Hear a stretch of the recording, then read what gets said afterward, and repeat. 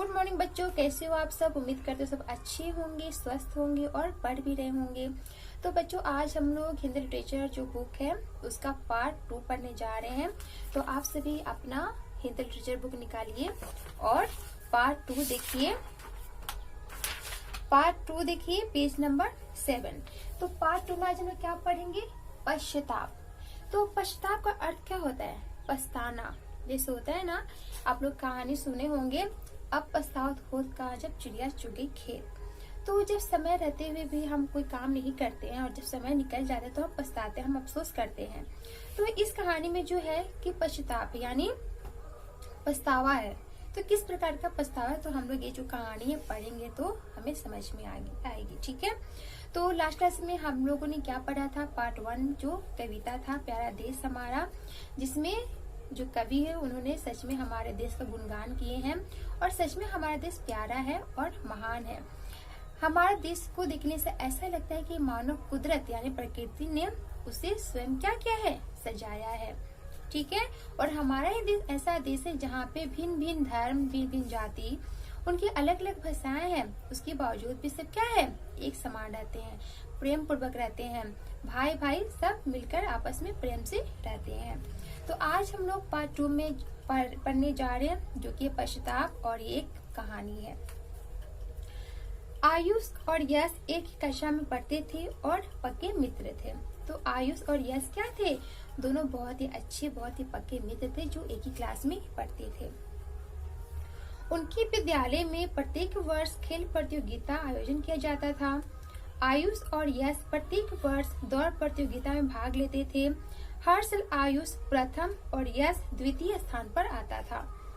हर बार द्वितीय स्थान पर आने के बावजूद भी यश आयुष से ईर्ष्या नहीं करता था।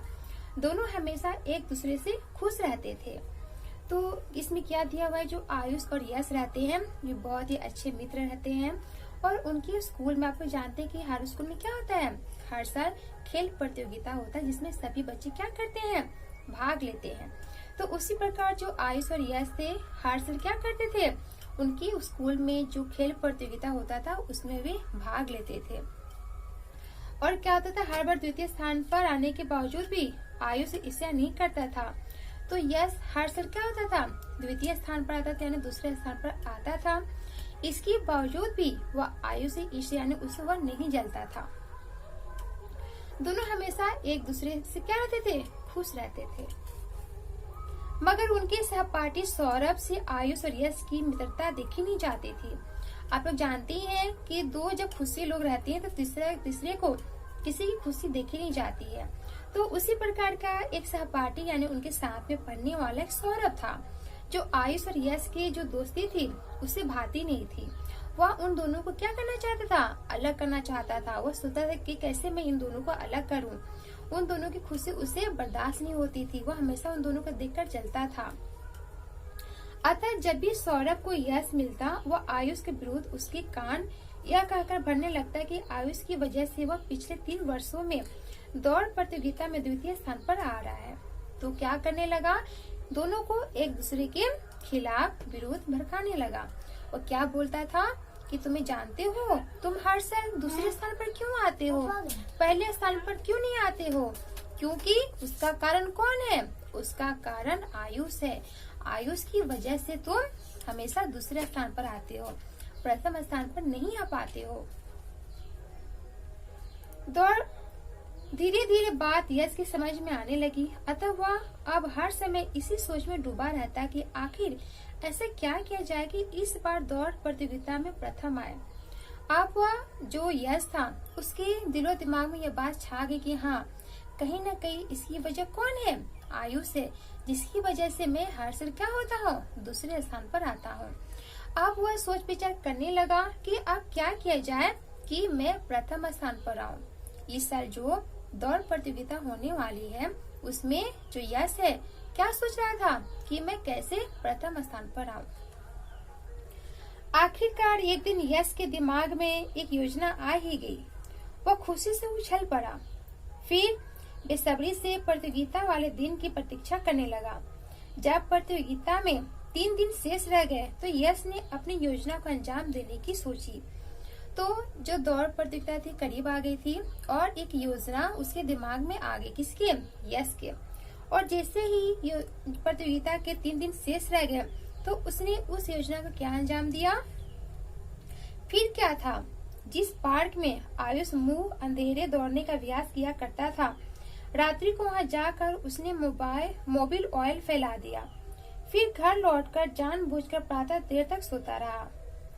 उधर प्रतिदिन की तरह आयुष दौड़ने का अभ्यास करने के लिए मुंह अंधेरे पार्क में पहुंच गया। उसने दौड़ना आरंभ किया ही था कि वह फिसलकर धड़ाम से गिर पड़ा। तो जैसे ही दौड़ प्रतियोगिता होने वाली थी तो जो आयुष था वह क्या करता था, पार्क में जाता था और दौड़ने का अभ्यास करता था। यह बात यश जानता था कि आयुष है वह हर दिन यहाँ पर आता है अभ्यास करने के लिए, यानी प्रैक्टिस करने के लिए। तो क्या करते हैं कि वहाँ पे जाकर मोबिल क्या करता है, फैला देता है, जिसके कारण आयुष जब अभ्यास करने के लिए पार्क में जाता है तो वह फिसलकर गिर जाता है, जिससे उसके घुटनों और बाजू में बहुत चोट लग गई। तो आयुष गिर गया, जिसके कारण उसे घुटनों और बाजू में क्या हो जाती है, चोट लग जाती है।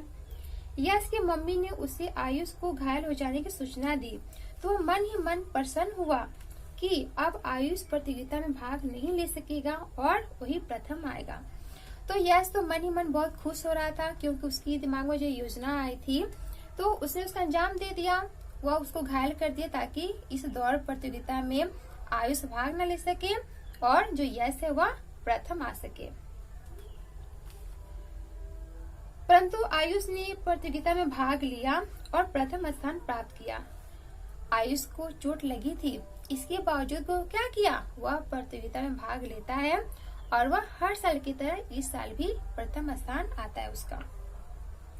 अन्य छात्र छात्राओं के साथ साथ यश को भी इस बात का बहुत दुख हो रहा था कि वह इस बार प्रतियोगिता में मुश्किल से 8वें स्थान को प्राप्त कर सका था। तब आयुष ने यश को धैर्य बांधते हुए कहा कि वह दुखी न हो, अगले वर्ष हम खूब अभ्यास करेंगे और पहले की भांति प्रथम और द्वितीय स्थान प्राप्त करेंगे। तो हर साल जो यश द्वितीय स्थान पर आता था, इस साल वो कौन सा स्थान पर आया, 8वां स्थान पर आया। तो आयुष उसको क्या बोलता है कि दोस्त चिंता मत करो, कोई बात नहीं, अगले साल हम लोग क्या करेंगे, फिर से अभ्यास करेंगे और जिस तरह हम लोग प्रथम और द्वितीय स्थान प्राप्त करते थे वैसे फिर हम लोग करेंगे। अगले वर्ष हम खूब अभ्यास करेंगे और पहले की भांति प्रथम और द्वितीय स्थान प्राप्त करेंगे। यह सुनते ही यश जोर से फुट फुट कर रोने लगा और फिर उसने आयुष की सारी बात बताते हुए कहा, यदि मैंने सौरभ की बात न मानी होती और इस वर्ष मोबिल ऑयल न फैलाया होता तो तुम्हारे घुटनों व बाजू में चोट ना लगती और हम प्रथम द्वितीय आने के वंचित रहते। मुझे माफ कर दो, मुझे अपने किए पर बहुत पश्चाताप हो रहा है। तो बाद में यश को लगता है कि हाँ उसने गलती की है, उसे ऐसा नहीं करना चाहिए। तो वो सारी बातें आयुष को बताता है कि सौरभ के कारण मैंने ऐसे ऐसे किया जिसके कारण तुम्हें चोट लगी, ठीक है, मुझे माफ कर दो। और अंत में उसे बहुत दुख होता है और वह माफी मांगता है कि मुझसे गलती हो गई, मुझे माफ कर दो। पूरी बात सुनकर आयुष सन्न रह गया। सन्न का अर्थ होता है अबाक रह जाना। फिर भी उसने यश को चुप कराते हुए कहा कि कोई बात नहीं, गलती किसी से भी हो सकती है। तो वह बोलता है कि कोई बात नहीं, गलती इंसान ही करते हैं, तो गलती किसी से भी हो सकती है, परंतु ध्यान रहे कि फिर से कभी किसी की बातों में आकर ऐसी भूल कभी न करना। यह कहकर आयुष ने यश को गले लगा लिया। तो जो आयुष है यश को क्या बोलता है, कभी हमें किसी के कहने पर भड़कना नहीं चाहिए। किसी के यदि कोई आपको किसी के खिलाफ भड़का रहा है तो आपको सोच समझकर ही कोई काम करना चाहिए। कभी भी किसी के कहने से किसी का नुकसान नहीं करना चाहिए, क्योंकि आज आप किसी का बुरा करोगे तो कल भी आपका कोई ना कोई बुरा करेगा। तो कभी भी किसी के कही सुनी बातों पर विश्वास नहीं करना चाहिए और कोई भी काम करने से पहले सोच विचार करनी चाहिए। तो आप लोग इस पाठ को ध्यान से पढ़िएगा और इसमें कोई भी डाउट हो तो आपको मुझसे पूछना है। इसमें जो शब्दार्थ यानी जो शब्दों के अर्थ है, देखिए ईर्ष्या का अर्थ होता है जलन, विरुद्ध का अर्थ होता है खिलाफ, अतः का अर्थ होता है इसलिए, शेष का अर्थ होता है बाकी, रात्रि का अर्थ होता है रात, प्रातः का अर्थ होता है सुबह, पश्चाताप का अर्थ होता है पछतावा, सन का अर्थ होता है अबाक। तो आप लोगों ने इस कहानी में क्या देखा कि किस तरह दो अच्छे मित्र जो सच्चे मित्र थे उससे सौरभ ने उन लोगों को कैसे भड़काया, उन्हें अलग किया और अंत में क्या होता है, दोनों दोस्त एक हो जाते हैं। तो कभी भी किसी के भड़काने में नहीं आना चाहिए। ठीक है, तो आप लोग इस कहानी को अच्छे से पढ़िएगा और इसमें कोई भी डाउट हो तो आप लोगों को मुझसे पूछना है। ठीक है, बाय बच्चों।